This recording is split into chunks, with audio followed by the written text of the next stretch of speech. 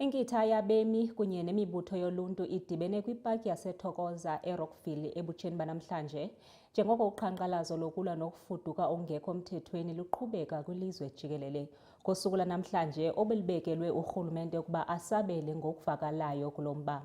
Abaququzeleli bacela urhulumente ukuba aqinise imithetho yokungena kwabantu kumazwe angaphandle eMzantsi Afrika kwaye agxothe abafudikwe abangenazo iimpepha. Okanti iinkokheli zoluntu zikwakhuthaza abantu ukuba baqhankqalaze kulo lonke ilizwe ukuba baqhankqalaze ngoxolo kwaye bathobele imithetho. Kubukela lokho kusuku olungafiki njengoba ke namhla zingamashumi-30 kuNhlangulana nokusuku ke olwabekwa njengomnqamla juqu ukuthi ke kuhambe labo noma ngathi abaseningizimu Afrika ngongekho emthethweni lubekwa izinhlangano zomphakathi.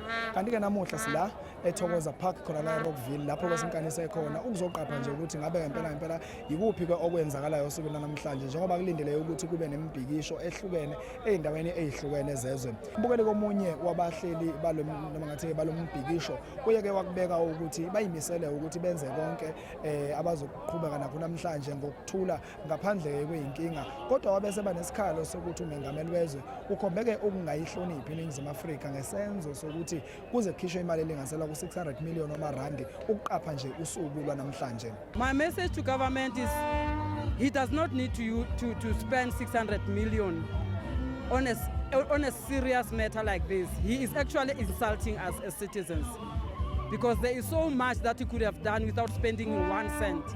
Because one of those things is the votes that we gave the organizations, the parties that are in parliament. That was our voice. There was no need to use any cent to address us. So I think what they have done, they have insulted us, they've shown us they don't care, and we as citizens, we are going to see how we get out of this mess. I think the word needs to be re-looked at and people should understand it because there's nothing xenophobic about us. And I'll make an example. If we were xenophobic at this present moment already, we wouldn't have anyone who's foreign in our spaces, but we're still staying with them because we don't hate on them. We just want to make sure we are in a safe place as a people. If people are here when we've got the government that is supposed to be taking care of us, it means that they've lost hope.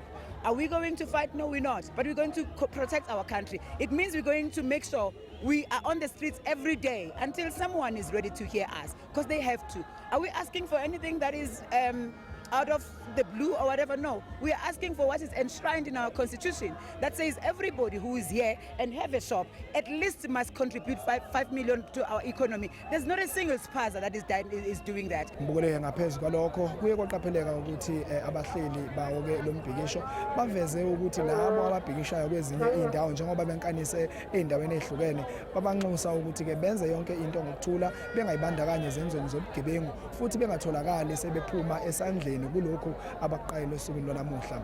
Ezindabeni zeSoweto TV kube kwamqondisi Miyeni ngeseRockville.